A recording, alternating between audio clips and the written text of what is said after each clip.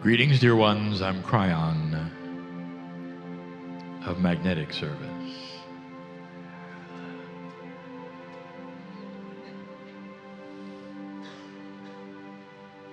This is what my partner calls the home room.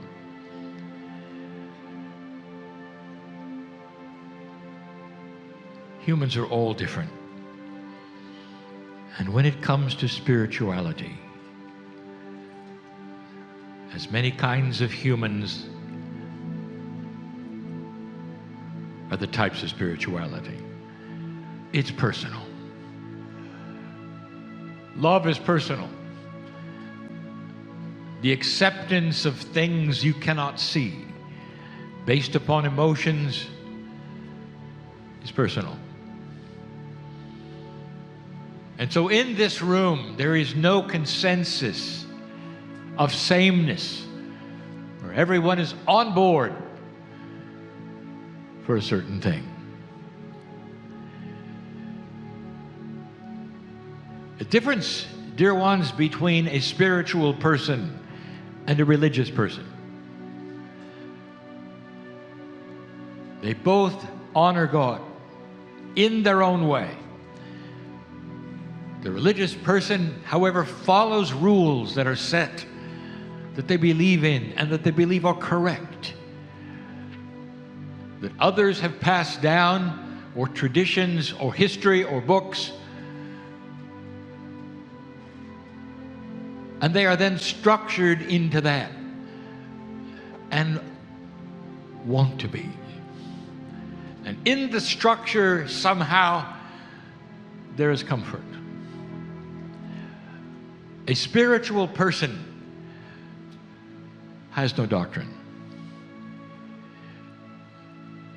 A spiritual person must then develop on their own where they'll go, what they'll do, what they believe in, what they won't believe in, what makes sense, what doesn't. It's harder. And so we start again with the basics, as we do every single time. In these first channels of the day, there are questions. Very little teaching, there are questions. As you sit there, human being, with all that you are and the years that you have lived, are you comfortable that you know how everything works? Would there be some kind of an acknowledgement that there is a maturity that you have received from having lived a while, where you start to see and acknowledge that you don't know so much that is there? This is a world where science is discovering new realities.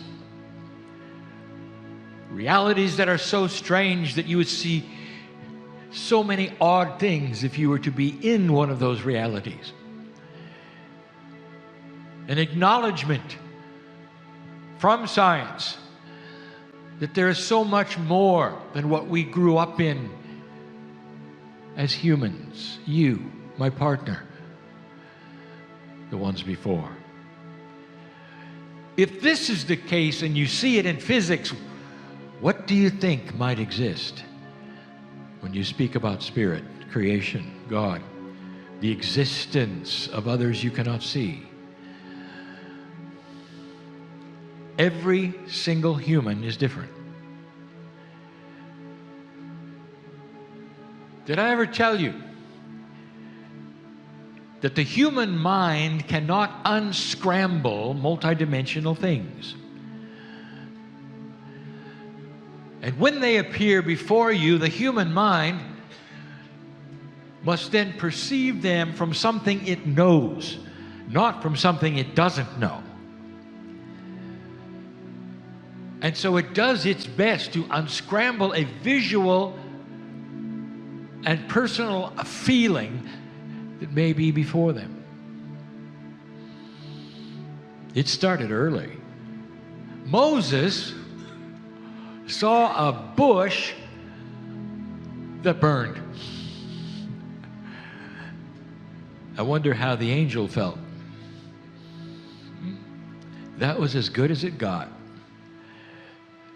For it created light, and light could only be created with fire back then. It was glorious, it never stopped. That's what Moses' mind did. It's all he could see. And the burning bush came through history as a burning bush. If I could describe what it really was, it's the same thing that humans grapple with all the time. What does an angel look like? Is there such things as an angel? Is there sentience beyond yours? Is there intelligence beyond yours? Does the Creator visit you? And if the Creator does, is it a personal one? I've told you this. The system is known by all.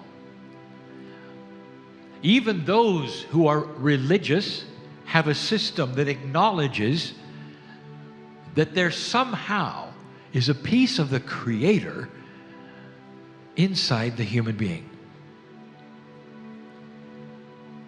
And in linearity, the creation story, the linear one, all metaphoric, and as we said before, that was the time when that piece was given to you. So you'd have the knowledge between dark and light. If you're a spiritual person, it goes beyond that. For you're free to see things bigger than you were told. To make up your own mind how big it might be. And it goes from there. If you have a piece of God, the Creator, inside you, doesn't it make sense that there would then be some kind of communication? Most people will say yes, and it's called intuition, and they're right. Intuition does not necessarily come from the brain. The synapse is a computer. It does not give you forethought. Intuitive thoughts come from places way beyond that. We have told you. From a part of the brain called the pineal to the heart. But so much is from that field around your DNA. The DNA does more than you think, and we have said this many times. So interesting, is it not, that all your DNA is absolutely identical, and yet it's responsible for all the variance of the human being. It's the blueprint. It creates the cells. And more than that, it stores information and talks to them. I also told you this. It's now been proven that the presence of DNA in an experiment can change the spin of an electron in a quantum field. What that means in simple English, dear ones, is that in order for that to happen, DNA must have a quantum attribute. There has to be something beyond 4 dimensions in your DNA for that to happen in that experiment. Next question. If that is the case, then DNA must be involved in something more than you think.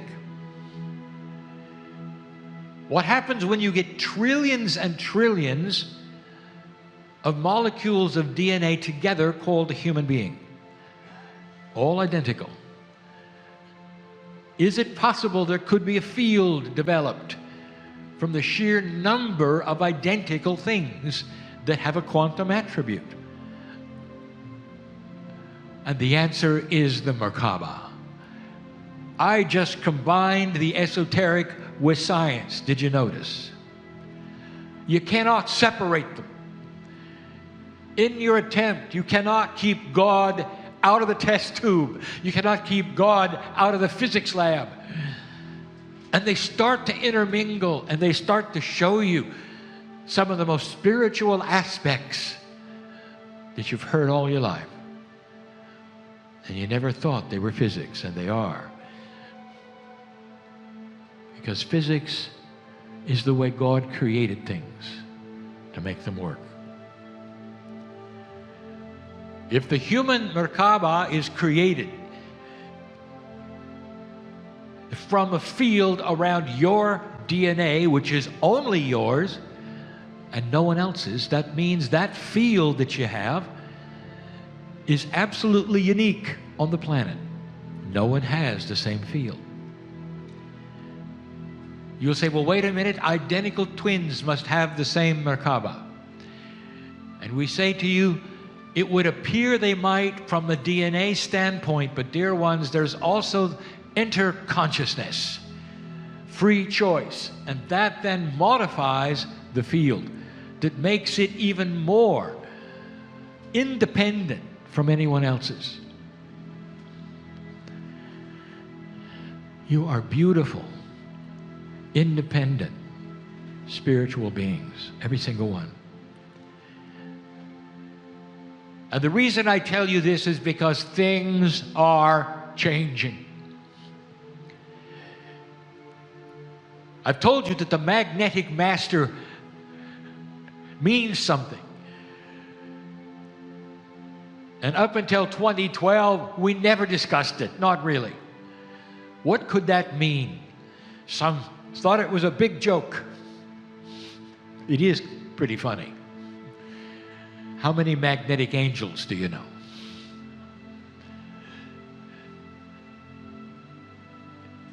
Magnetic fields, dear ones, have quantum attributes, just like gravity and just like light. You sit in the magnetic field of the planet with a Merkaba, which is multidimensional. Are you starting to get the picture? One modifies the other, one changes, the other one changes. 28 years ago, I told you I was here to change the magnetic grid. Those of you who've heard these channels before know that it would be easy to find out because the compass will tell you. And in 10 years, the magnetic grid moved more than it had in the last 100. Runway numbers changed because they're compass headings. All over the planet, there was even fear that you were in for a flip of polarity on the planet. It never happened. It's happened in the past. It won't this time. Those changes were to get you ready for what is upon you now. The shift, dear ones, is greater than you think, and it's starting to accelerate. And I'm going to tell you about it tonight. I'll do a state of energy for the planet. People think this is where predictions are made. There are no predictions, dear ones. I will tell you a little bit about the potentials that are in the works. I'll do some more explaining about what I mentioned 1 year ago. But back to the subject. There's more out there than you know that supports everything you are. There are some who say that they can read your health. And they're called medical intuitives. And some are so good at it, they're renowned. And they will have a success rate that is startling. Greater than 70%, where they will simply look at a human being and start to identify the issues, the chemistry, the organs in trouble. And no one knows how they do it. Unless, dear ones, The box that you were born in and everything you were told suddenly gets bigger, and you can clean off the shelves for new information instead of having a lock that says this is all there is. And the new information goes like this: what if some have this amazing multidimensional sight where they can see something that you cannot, because it is there. There's so much, even in 3 dimensions, that is there that you cannot see. Different wavelengths that you're not tuned into seeing. Multidimensionality, well, it's seeable, just not explainable. The burning bush. All through history, humans have seen angels. They can't explain them. The human mind seems odd, but it only can justify what it knows and has a lot of trouble with what it doesn't. And if presented with something that cannot be, it will adjust it to something that can be. A ball of spinning, translucent, somewhat transparent light that has really no clear form is just the beginning of what a multidimensional shape would look like to you. And the odd thing is, this shape, as it twirled around, can go through 3-dimensional matter without any problem. And that is simply good physics, yet to be shown. And that's your angel. And then the angel speaks. Now you have a spinning ball of transparent energy that you can barely see and sense talking to you. So what does the human do? I said it before. You put skin and wings on it, give it a halo, give it a name. That's the angel. Are you following the logic of this? You are not able to understand multidimensional shapes and figures, energy as it comes and goes on this planet. And then do the best you can. In Ireland, where my partner has been twice, he speaks of an anomaly there in the grid, almost like what you call the Bermuda Triangle. The anomaly, for hundreds of years, has allowed for things to be seen that are multidimensional.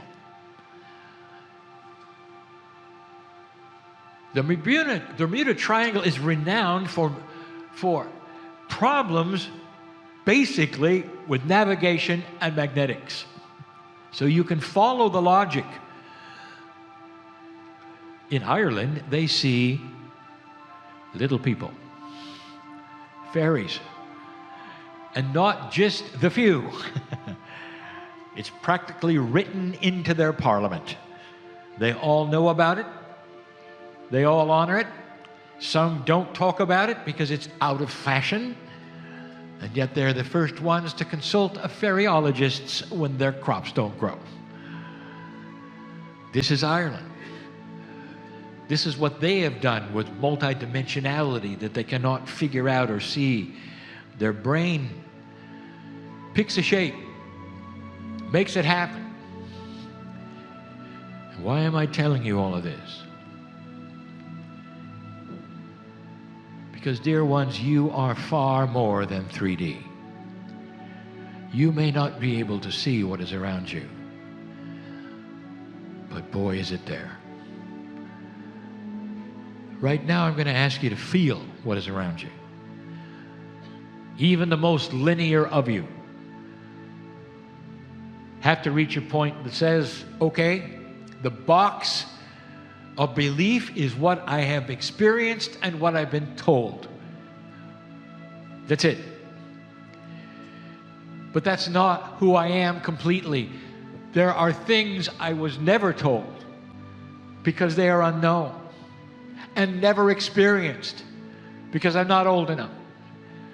And those are the things that I'm asking you to consider. I've said it so many times in these channels, to open the box of belief, to allow things in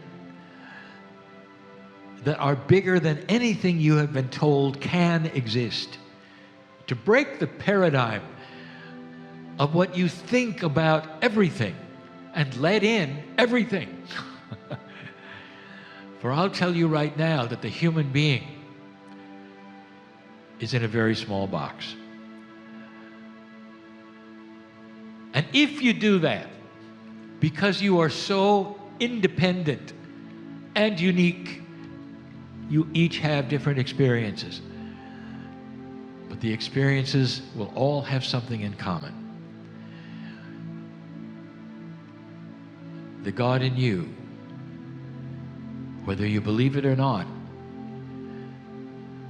for the first time, can communicate with that which is outside. Getting outside your box of belief, outside your bubble of comfort. And if you get there slowly,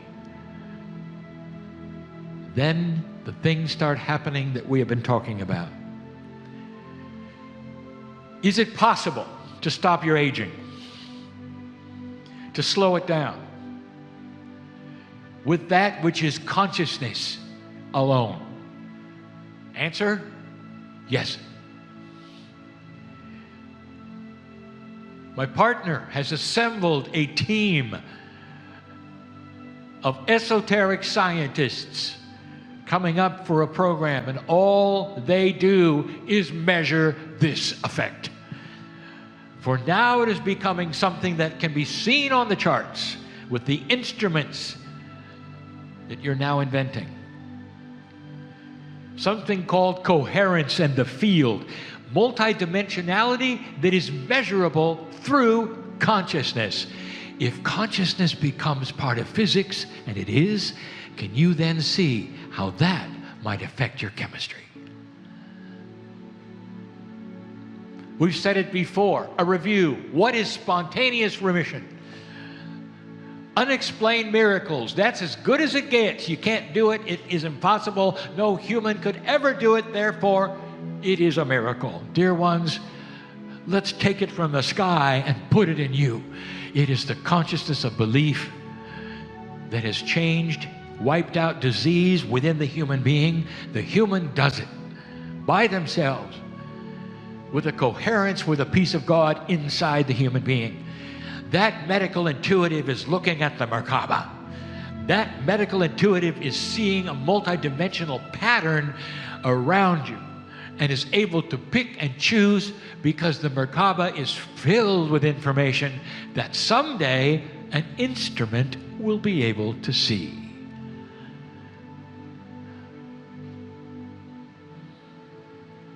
These are things in the future. Can you imagine the questions that are going to be asked by science when they can see the Merkaba? I'll tell you, first of all, they are not going to call it anything spiritual. It's simply a field that they now can see. But oddly enough, that field got its name in Israel from the ascension of Elijah. And it means to ride. And the riding is done in the chariot that is that bubble when Elijah ascended. At some point, science and spirituality must meld.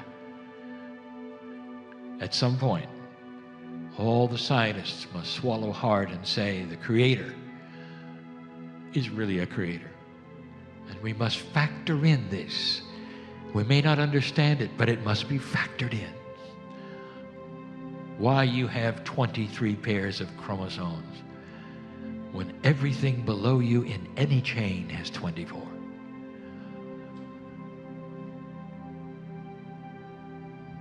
Are you starting to understand? There's more than meets the eye. And the things that I have been telling you just now are things that those who call themselves metaphysicians know and have believed for hundreds of years. The essence of why homeopathy works at all is that the consciousness of the tincture instructs the human body, and the human body obeys and cures the disease. It's the beginning of spontaneous remission's explanation. Consciousness is physics. And now you're starting to understand how your thoughts can literally make the biggest difference, more than any drug, more than any program. Put together with common sense, you never have to catch a disease, ever. Did you know that your consciousness alone can keep a disease from attaching itself to you? And so the training begins on this planet. The realization that physics and consciousness are allied and that chemistry is controllable starts the engine of teaching. What is it in me that I can change? What causes what I have? Instead of reaching for a pill or a drug, what is it I can reach for that will enhance what I have and not change it?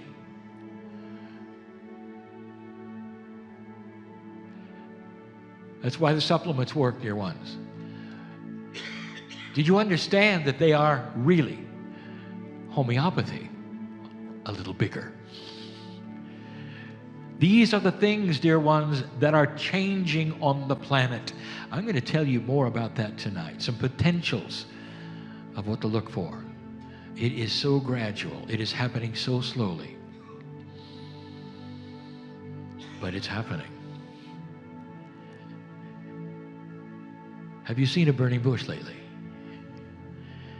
And the answer is some of you see it every day. You know it's around you. You walk out the door, you know there's more than just you walking out the door. Maybe there's an entourage, maybe there's a haze. Like the nucleus of an atom has an electron haze. Maybe you're the nucleus and has a haze of circling, beautiful, multidimensional burning bushes. You know what I mean. You know what I speak of. The potential of who you are is far grander than anything you learned, been told, or even could imagine. These are the things that are changing humans at the moment. I'll talk more about those changes tonight. But in this little channel, right now, ask yourself, is there something bigger? Am I willing to look at it? When you do this, you're in total control. You always are. Nothing will attach itself to you inappropriately because you are the boss of God inside. I'll be back. Namaste. And so it is.